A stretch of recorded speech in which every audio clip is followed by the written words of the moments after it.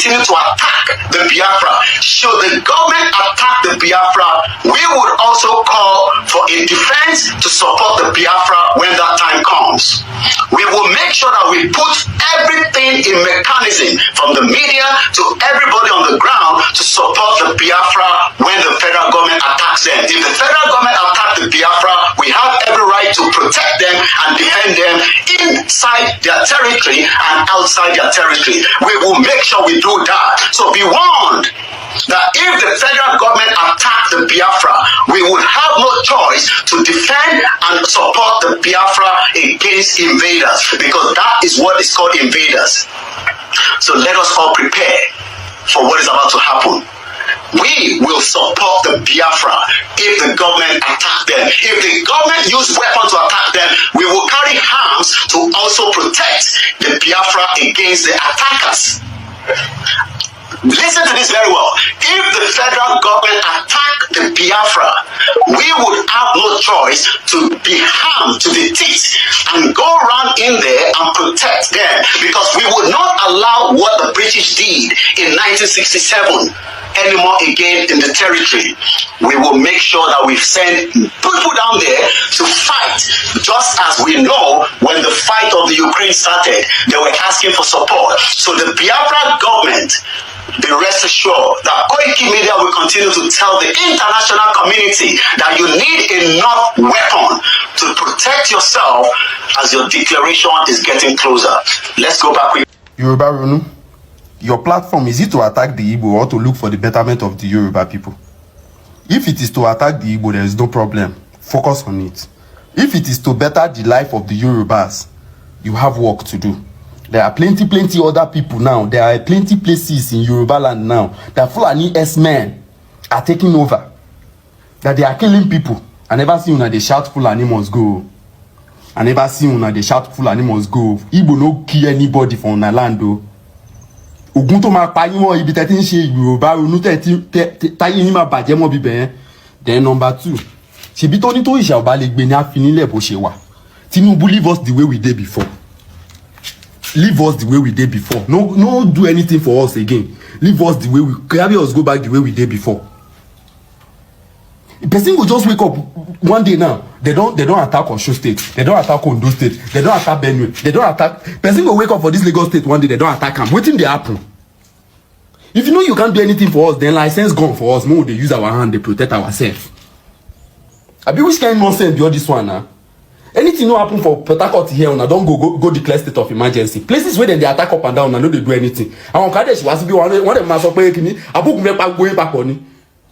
Now notice say people they die. The key soldier here, 3 soldiers was shot.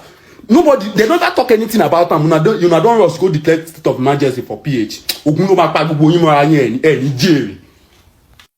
Any tribe in Nigeria, I don't even support Yoruba. You know me for that. I support progress, and I am always behind justice. If it seems as if I am supporting the Igbos over any tribe in Nigeria, am I an Igbo man? No. So there must be something there that you should be asking. Why am I supporting Igbo? I'm not married to an Igbo person. It is because of the fact that they bring progress, financial progress into our land. Tell me, how was Alaba Market before they came there? Have you seen the development that they have brought to Osogbo, to Ibadan, to Akure, to major towns and cities in Yoruba land? Tell me, the people you say that I don't like, not that I don't like them, I just don't like the way they treat us. They believe that they are the master of Nigeria. See what happened on May the 8th. 1 year, 4 months into Tinubu's presidency, they are declaring their candidacy, telling us that they can overthrow the government with people, not even with soldiers now. They do not regard anybody from the southeast to the southwest to the south to be a good person to lead. Where we are today, who brought us here? How many southeast leaders have we had in Nigeria? How many southwest leaders have we had in Nigeria? The problems we are facing in Nigeria today were brought upon us by the northern leaders. Yet they don't believe that power should be transferred or should be rotated. I am not supporting the Igbo. I am only supporting progress. Progress that be brought to my homeland. And I am not against the Hausas. I am only questioning their act in Yoruba land. They don't build houses. They don't build anything. They take money out of our land.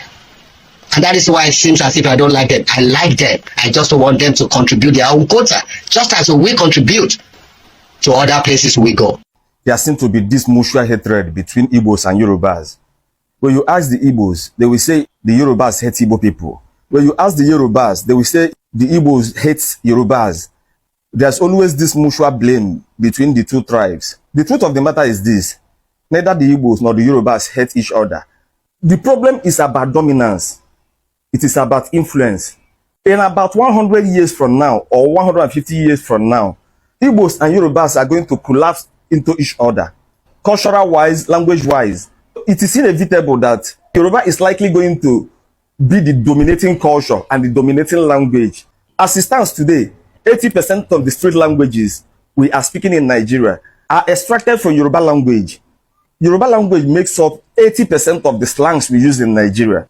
Yoruba has been influencing Igbo for a very long time because we have more Igbos living in Yoruba land than Yoruba living in Igbo land. A lot of our Igbo brothers who live in Yoruba land have been massively influenced by Yoruba culture and Yoruba language.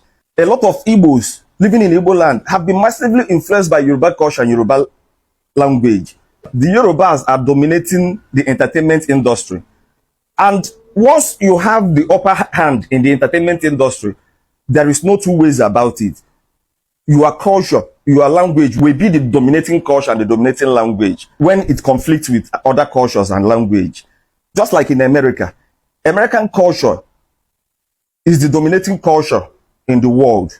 Through entertainment, America has imposed their culture on the whole world. People grow up in their own motherland, knowing more about American culture, about American politics, everything about America, more than their own culture. And that is what the Chinese, the Russians, the North Koreans are resisting.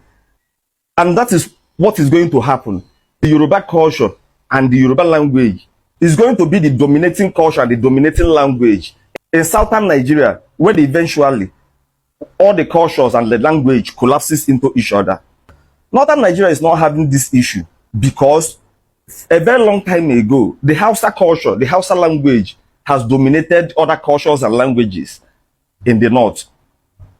We have over 300 tribes, 300 languages in northern Nigeria, but we don't get to know about them because Hausa language has influenced and dominated those cultures and languages a very long time ago. Fulani is just managing to attach itself behind Hausa because of their influence in politics. That is why you hear Hausa Fulani. But essentially, the Hausa culture and Hausa language has dominated all the cultures and languages in northern Nigeria. And it is going to happen in southern Nigeria. And Yoruba language and culture is positioned to be the dominating language and culture in southern Nigeria. So it is not hatred.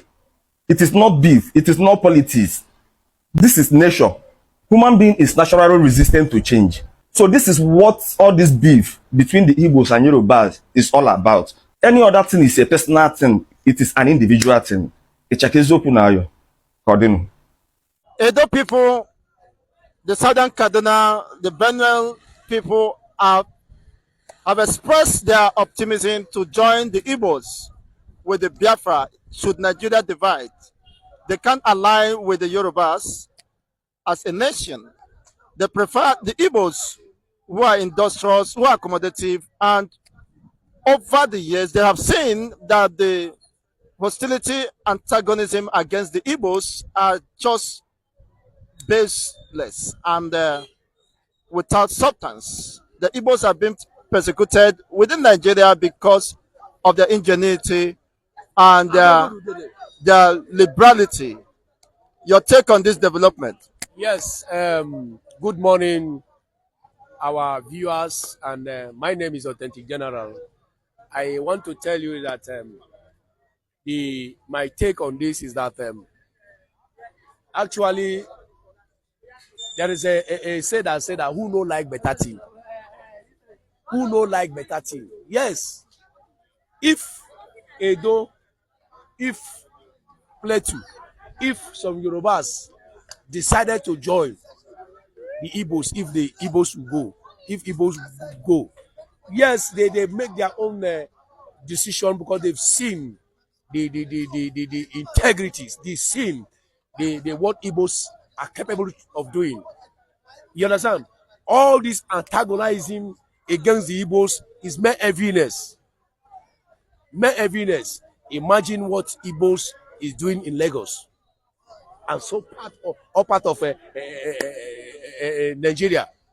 Imagine what Igbos are doing. So it looks as if it's a miracle, or it's a kind of what am I going to put it? It's a kind of magic. It looks like a magic that Igbos will just come all of a sudden.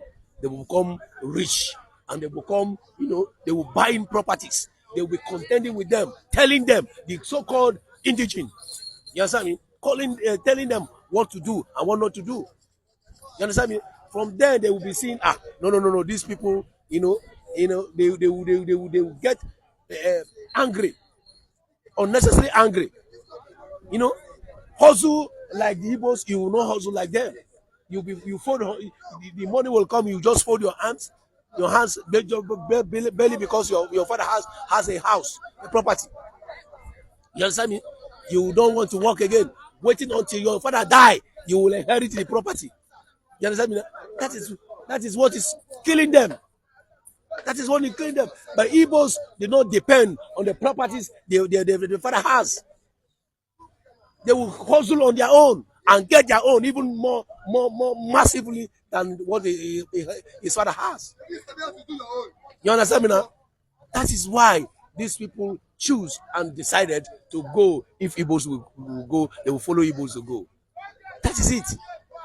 Okay, let me tell you, I've been in Togo, I've been in Ghana, I've been in Cotonou here. You understand me now? I see what Igbos are doing. The market there in Cotonou there is Biafra. We call it Biafra market. It's Igbo that control the market. In Cotonou here. Cotonou here, I'm telling you, is Biafra market. It's Igbo that controlling the market. What are you trying to tell me? I see what Igbos are doing, both outside Nigeria, more or less this country. If Edo should decide, go to Edo State, and one of my friends in Edo State, probably from Ekpoma, he came and he telling me years back. He said years back he was telling me, Bro Charles, why is it that these Igbo people? I said, what happened to Igbo again? He said virtually that they bought all their lands and they are reselling to them again. I say, is it not their money they used to sell? Is it not your forefathers that sold to them? It's your forefathers that sold to them.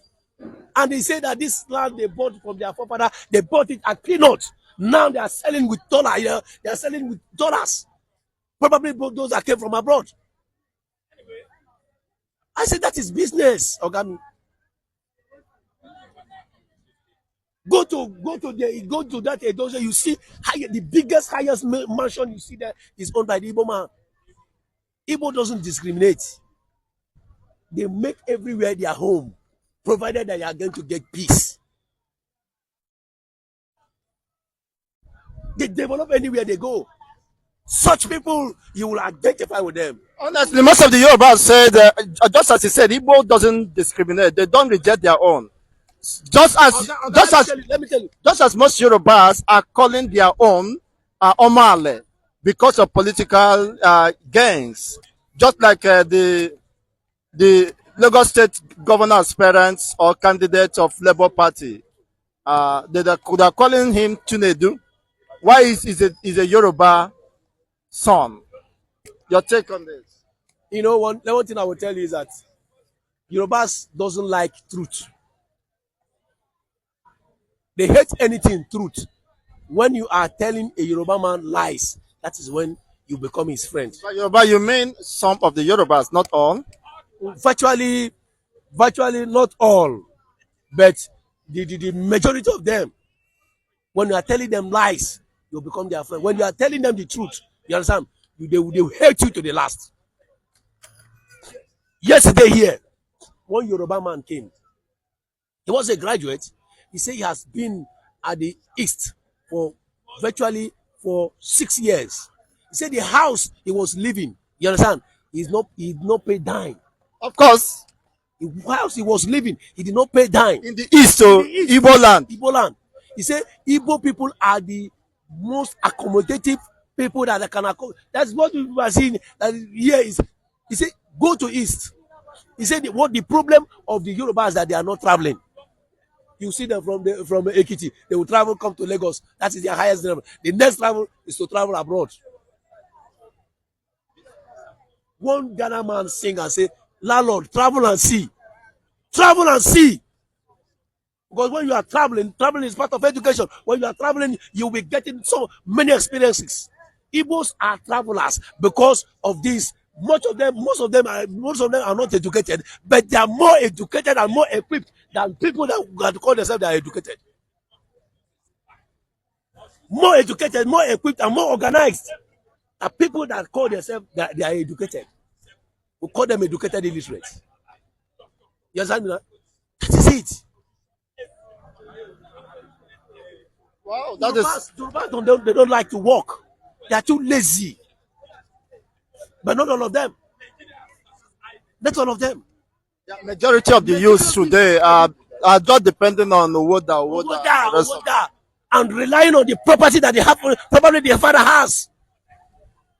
Some say who went and killed their father when the father was alive. They will kill him, probably because of the property, to inherit the property. Is that not nonsense? That is nonsense. You understand me now? So which means if actually we don't pray for that, there is another outbreak of war, that majority will support the Igbos. Majority are supporting the Igbos even as at now. You said it earlier that some Yorubas are campaigning that if Igbo go, they will go with them. Yes. Why wouldn't they go with them? Because they've seen the docility, the industrious of these people. They see that they can accommodate more than every other person. Without attacking anyone. Just as what happened in Lagos State here, where Igbos have been attacked, they are not allowed to express their own political affiliations. For what? A country that we call ourselves that this is our country. You won't collect Lagos from your hand. It's not so. Since you are a Nigerian and since you are an indigenous, you are free to participate in anything, provided since Nigeria is concerned. That is it. Thank you so much. Thank you, my brother. Welcome back, my people. I hope una don't watch and listen to wetin many persons are talking in this video. Now don't hear wetin dem talk concerning Igbo. Some Yoruba now they don't dey talk and say Igbo are not the issue. Even some of them don't dey threa ten any government wey be say e go come against Biafra now. If you look at the people wey be say dem talk for inside this video, some Yorubas wey be say they talk for inside this video, they talk and say anybody wey be say im go against Biafra, dem no go allow the person. Na wetin dem talk. And I don lis ten to wetin some Southerners talk say if Nigeria should be divided today, they rather join Igbo than to join any other language. Na wetin dem talk o. You wey be say dey hear me now, if you get anything wey be say you wan talk concerning this matter wey be say e dey go on now, abeg make you drop am for inside comment section. And also if na today be your first time, abeg make you like our video, make you share and make you subscribe. Thank you.